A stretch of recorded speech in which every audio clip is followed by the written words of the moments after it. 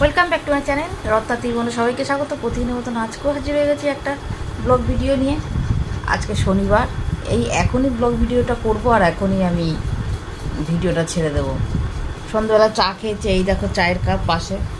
চা কিছু কথা বলতে আসলাম তোমাদের সামনাসামনি, যে ইউটিউবে আছি 2 বছর ধরে। এই চ্যানেলটা নতুন, আমার 2 বছরের বেশি একটা চ্যানেল আছে, সেটা হচ্ছে রং বেরং। আমার যারা পুরনো বন্ধু এখানে আছো যারা, তারা সবাই জানো। তা সেখানে কোনো আমি সফলতা পাইনি, জানি না, এক একজন, ইউটিউবটা তো পুরোটাই ভাগ্যের ওপর, তাই না?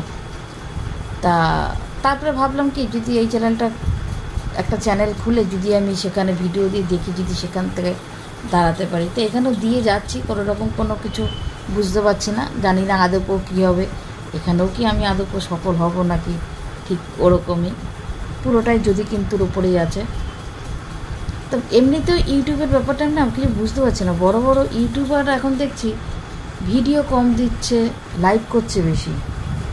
আগে শুনতাম না, বিয়ে হলে লাইভটা নাকি একটা, মানে কোনো কিছু দরকার হলে বা কোনো কিছু ইয়ে হলে মাঝে মাঝে লাইভ করা যায়, মেইন কথা হচ্ছে মাঝে মাঝে লাইভ করা যায়।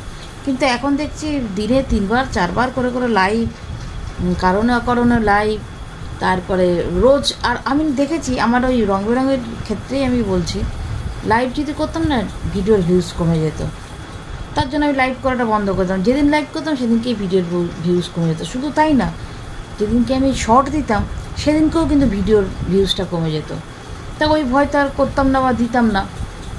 এখন যদি আমি সেটা অতটা করছি না, এখন আমি শর্টটা দিচ্ছি, রোজ একটা করে দেওয়ার চেষ্টা করছি। মাঝে মাঝে হয়তো বাদ যাচ্ছে বা কিছু, তাতে দেখছি ভিউজটাও কমে গেছে, এমনিতেও চ্যানেল ডাউনের দিকে। কি করব বুঝতে পারছি না। এখন সব ইউটিউবের থেকে ফেসবুকে গিয়ে সবাই ভিডিও করছে, ভিডিও দিচ্ছে। সে আমার ভিউজ হোক না হোক, তা ইউটিউবটাই সামলাতে পারি না, আর ফেসবুকটা আবার কী করে করবো? করলেই তো হলো না, চ্যানেল খুললেই তো হলো না, সামলাতে তো হবে। তার থেকে বড় কথা হচ্ছে আমাকে কেউ হেল্প করার নেই গো, কেউ আমাকে হেল্প করে না। ক্যামেরা ধরারই কেউ নেই, সহযোগিতা আমার সঙ্গে থাকবে সেই মানুষই নেই। আবার করতে হলে রেগুলারিটি মেনটেন করতে হয়। এই যে 2টো চ্যানেল খুলেছি, রং বেরঙের পর রত্না ত্রিভুবন, সেখানেই আমাকে কেউ হেল্প করার নেই, নিজের দিতে করতে হয়।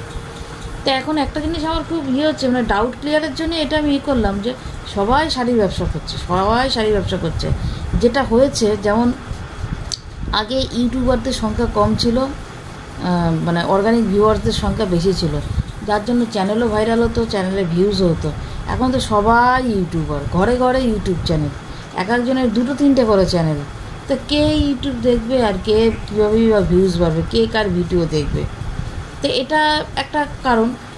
আর একটা এখন দেখছি ভেরি রিসেন্ট, মানে আজকে তো একটা দেখলাম, মানে নাম বলাটা কি ঠিক হবে?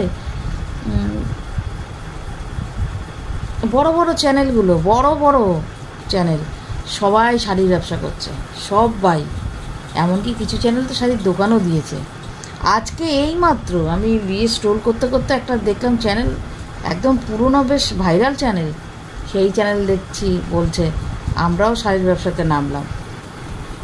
তা এটাও কি ওটার মতন হবে না, যে সবাই যদি শাড়ির ব্যবসা করে, শাড়িটা কিনবে কে? সেই না আমি ভাবছি যে তাহলে ইউটিউবে নেমে যেরকম হলো, যে সবাই ইউটিউব করছে, ইউটিউবে ভিউজ নেই, এই অবস্থা, কে কার ভিডিও দেখবে? ঠিক আবার এরকম আবার হবে না তো, যে সবাই শাড়ির ব্যবসা করছে, শাড়িটা কিনবে কে? সবাই করছে শাড়ির ব্যবসা, সবাই।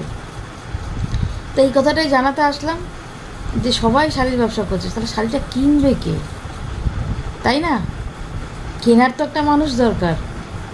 জানি না, এখন এমনিতেই ইউটিউবের মনে হয় শুনেছি কয়েকটা মানে চ্যানেলে শুনেছি আমি, যে ভিউজ নাকি সবারই ক্ষেত্রে একটু কম আসছে, সেই কারণে নাকি জানি না। তারাই আবার একসময় বলেছিল যে যদি ইউটিউব কোনো দিনও উঠেও যায়, আমাদের ব্যবস্থা আমরা করে নিয়েছি, আমাদের ঠিক হয়ে যাবে। এখন কিসের থেকে কি বড় বড় চ্যানেল, বড় আমরা তো চুনোপুটি বললেও কম হবে। যাই হোক, ওই জন্য আমি এটা একটুখানি ক্লিয়ার করতে আসলাম, যে ব্যাপারটা কি হচ্ছে আমি কিছুই বুঝতে পারছি না।